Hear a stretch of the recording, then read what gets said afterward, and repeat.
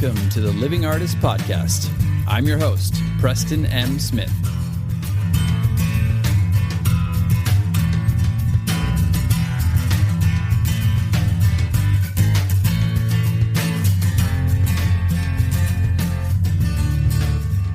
Hey, everybody.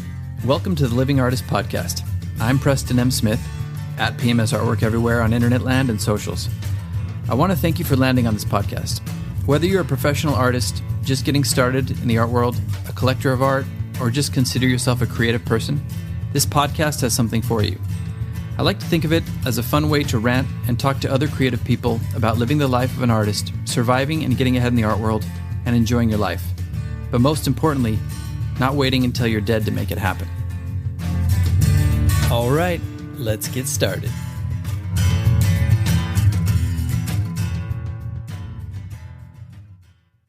Want to make a podcast?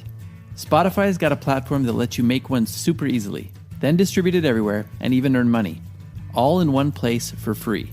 It's called Spotify for Podcasters, and here's how it works. Spotify for Podcasters lets you record and edit podcasts right from your phone or computer, so no matter what your setup is like, you can start creating today. Then, you can distribute your podcast to Spotify and everywhere else podcasts are heard. Video podcasts are also available on Spotify, as well as Q&A polls to take conversations with your fans to the next level. With Spotify for Podcasters, you can earn money in a variety of ways, including ads and podcast subscriptions. And best of all, it's totally free with no catch. I'm personally getting a lot out of Spotify for Podcasters, and I highly recommend you give it a try. Download the Spotify for Podcasters app or go to www.spotify.com/podcasters to get started. What's up, fam? It's me, Mumford, and I'm taking over today. I'm going to be doing the podcast. You don't need to listen to this Preston kid. He doesn't know what he's talking about. I'm going to guide you through it. And we're going to be talking about things like mitochondrial function. Wait a minute. What's that all about? Okay, anyway, so we're going to be talking about the three things that you can do to... what's happening? Oh, man. I guess they won't let me do it. Well, anyway, on to the episode. So on, suckers! Yeah. No, I was really debating whether or not I should just keep going on and do the whole episode as Mumford. But I think I might lose some listeners after a while. So we're going to keep going on as usual, according to plan. Welcome back to the Living Artist Podcast, everybody. Today we're going to be talking about some random thoughts and exercises and tactics that I've been thinking about recently. And some of these things you can just apply right away and work on and, apply them to your life, apply them to your art, and hopefully they'll help. So the first one I was thinking about was, yes, as Mumford said at the beginning, mitochondrial function. I'm sure you've heard the expression, how you do anything is how you do everything. Well, to take that a step further, since the mitochondria of our cells and the energy production there is kind of responsible for the energy production of our entire body, it's almost like how our mitochondria does anything is how we do everything. So I was just thinking one of the little hacks you can do just to help your life is to focus on mitochondrial function. What can you do to boost your mitochondrial function and energy production? And some of those things that you can do obviously are just like strength training and meditation and getting enough sleep and nutrition, of course. Like I supplement with L-carnitine a little bit. That always helps with the cell energy production of the body. You can add some stuff like healthy green tea to your diet, or you can just do something as simple as getting electrolytes into your diet. Like I buy some Element T packets from time to time. It's measured. A lot of people use it. A lot of teams use it. Sporting teams use it now. A lot of the people that I listen to on podcasts, scientists and top performers use this. And it's just a measurement of magnesium, salt, and potassium on the right levels. And it just helps to get the hydration to you on a cellular level, because a lot of people are drinking water, but it's really not being absorbed. So these are just some things that you can do, some hacks you can do to get, your mitochondrial function working better, to boost your mitochondrial function, because, it's one of those things where it's like us a little bit, the mitochondria will actually get lazy and complacent if you don't test them a little bit, or if you don't give them, some healthy stress, like with exercise or with meditation or with, breathing exercises or heat shock, like you do with a sauna or an infrared sauna or a cold plunge, things like this. All these things can help. So that's the first thing I was thinking about. How you do anything is how you do everything, and how your mitochondria does anything is how you do everything. That's just something to think about and apply to your life. The second thing I was thinking about, and I've talked about this a little bit on the podcast before, but it seems to be something that other people are talking about now. I heard it on another podcast the other day, and I was like, oh man, I was saying this like 2 years ago. It's one of those things. It's that old saying of you are the average of the 5 people you hang out with the most. Well, okay, so maybe you want to start supercharging your career, and even as a human being, maybe you want to make more money. Maybe you want to just supercharge your thought process a little bit. Look at the 5 people you're hanging out with the most. Maybe some people are negative that you're hanging out with. Maybe some people are complacent themselves. They're not doing a lot. Of course you can go out there and get into a group or join like an artistic group or something like that can expose you to different people who are more engaged in the art world, who are doing more or who are more productive or take more initiative in their lives and their art careers. Or, one thing that I do is, and this is something that's, happened with the pandemic and just in our day and age, it used to be that this saying was like, well, we have all these people around us that we hang out with the most. And really, you're not spending that much time with the 5 people you hang out with the most. Most people aren't, at least. Maybe you're seeing a friend once a week or twice a week at tops. Or maybe you're seeing one person, like I would be seeing my wife every day, right?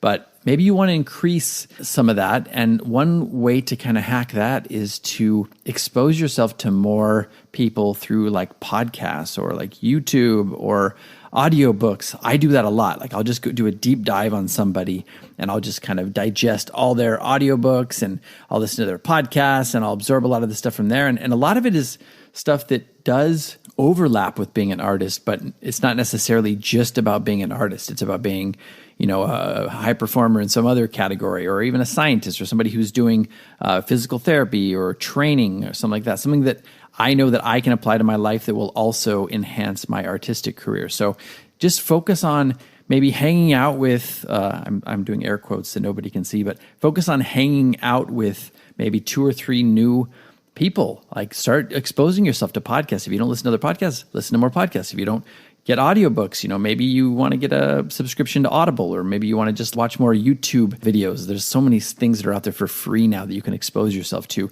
But this you will find if you find somebody who's really inspirational, and hopefully this podcast is inspirational for you too. But surrounding yourself with people like this, you might spend more time listening to a person on a podcast or on a YouTube channel or an audiobook. You might spend more time with this person than you do with your closest friends every week. So that is powerful. That is something that can elevate your mood and elevate your way of thinking. That's another one that I just wanted to talk about. If you're feeling like you're maybe just a little bit stagnant, start exposing yourself to some different people through podcasts or through joining artistic groups or through, just going out there and meeting more people in galleries, whatever you want to do. Okay, so that's 2.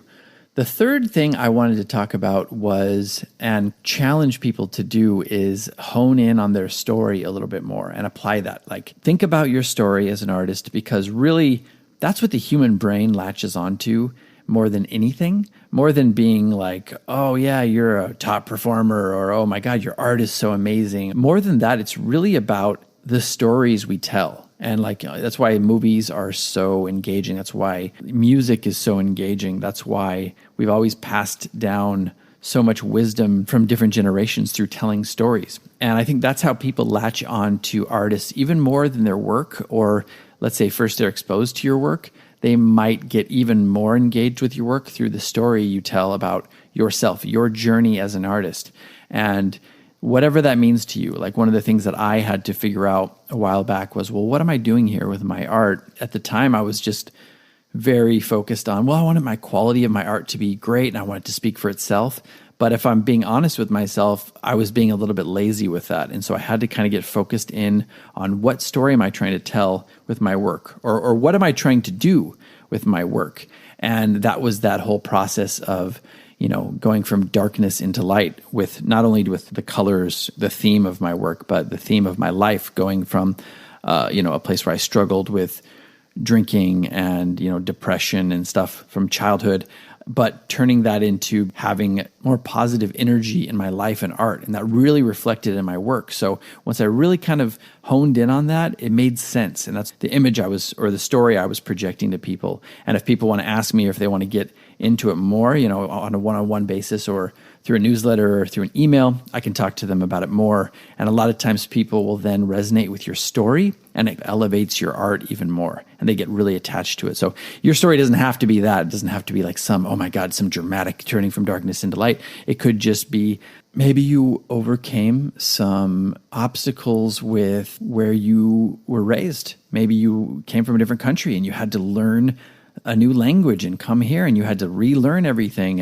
and learn how to express yourself in a way that people from a different environment could understand, and how that reflected in your work and how you exposing that and your background to a collector can open their eyes to something else, or it can, show them a different perspective that they're not used to. It can be anything, but I just challenge you to really sit down and think about something that is unique to you, something that is a unique story to you. And a lot of times people are like, well, I don't really have a unique story. But if you really think about this, if you sit in on it and meditate for a while and think about where your creativity comes from, a lot of times that's a good window into telling a great story, or maybe something about pain or overcoming pain or catharsis or whatever it is. Sit down, take some time with this, and when you do latch into something, and maybe it's something small, I would challenge you to incorporate this a little bit into your social media or your newsletter. Give this a try. Try to be a little bit bold with your sharing. Don't be afraid to expose some vulnerability about yourself, because I think that's what people really latch onto. They latch onto a story, whether that's overcoming odds or just somebody, exposing a problem that they had to deal with and they overcame. I think that's something that a lot of people really go, oh, wow, how this was so brave, or oh, this is something that I also struggle with in my life. And it just helps them to find another way to latch on to your artwork and to your message and the theme of your work. So that's the third thing I was thinking about a little bit. And I challenge you to try to incorporate that into some sort of social media platform or some sort of outreach to your potential collectors or your fan base. I'm going to give you one little bonus one before we go. I don't want to make this too long, but one thing that I was listening to on another podcast, and we talk about Tony Robbins, but we haven't really talked about Mel Robbins. And Mel Robbins has this little thing that she does that she talks about.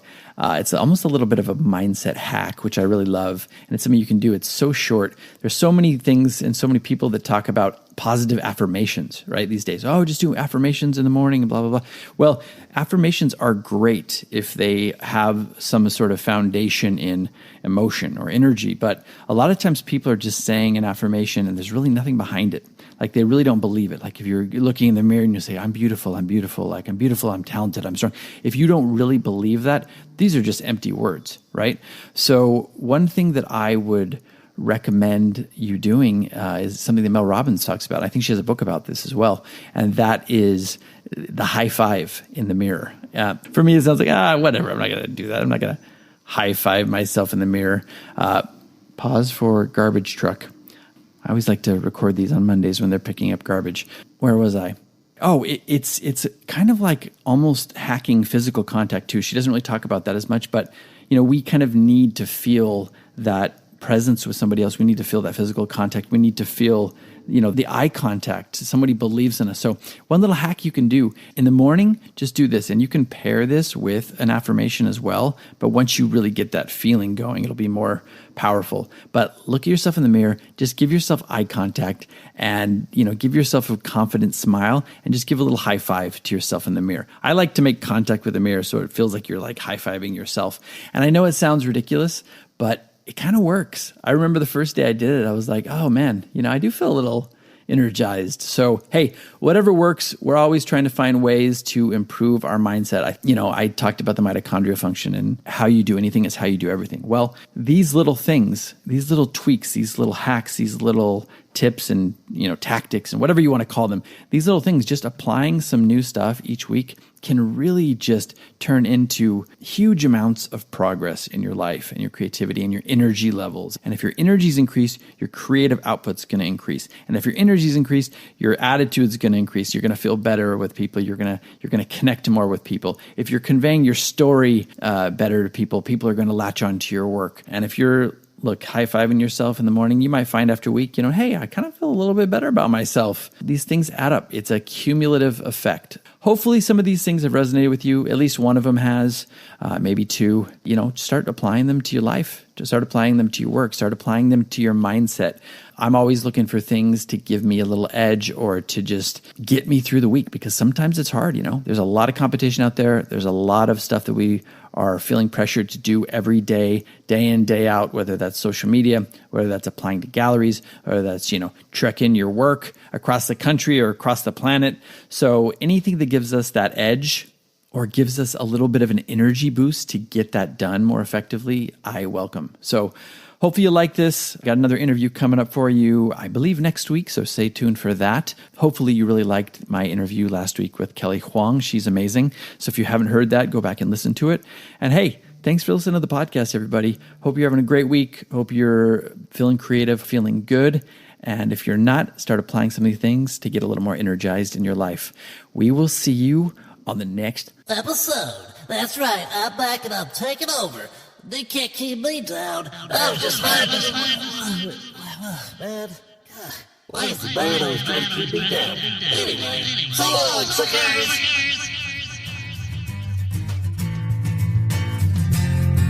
This has been the Living Artist Podcast. Thank you so much for listening. I just want you to know that I appreciate you being here, and I'm grateful to be in your ears.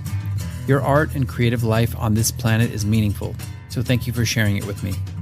If you like this podcast, whatever platform you're listening to it on, please subscribe and share it with your friends. You can also leave me a positive review to show your support. This helps me to reach more people with the algorithmic magic and keep the show going strong. If you want to see more of what I do and check out the art that I create, you can visit my website at www.pmsartwork.com or follow me on social media everywhere at PMS Artwork. That's it for now. See you back here next time.